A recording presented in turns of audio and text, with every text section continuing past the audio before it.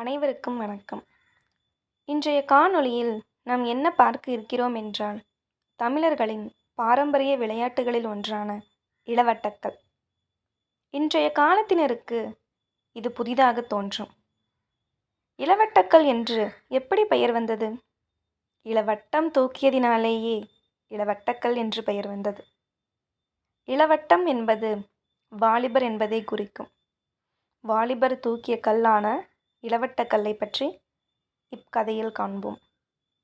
இக்காலத்தில் அனைவரும் அலைபேசியில் ஒருவரை ஒருவர் சுடும் விளையாட்டு, பேசும் பொம்மை விளையாட்டு, இது போன்ற விளையாட்டுக்களையே அதிகம் விரும்புகின்றனர்.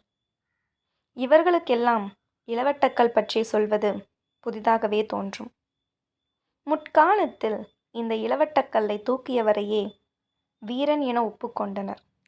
இக்கல்லை தூக்கியவர்களுக்கே பெண்ணை திருமணம் செய்து கொடுத்தனர். இது தமிழர்களின் குல மரபாக திகழ்ந்து வந்தது. இதை அவர்கள் அடையாளமாக கருதினார்கள். தமிழரின் வீரத்தை பறைசாற்ற இவ்விளையாட்டே போதுமானதாக இருந்தது. இதைப்போல் உங்களுக்கு ஏதேனும் பாரம்பரிய விளையாட்டுக்கள் தெரிந்தால் அதனை கருத்துரை பெட்டியில் பதிவு செய்யுங்கள். நன்றி.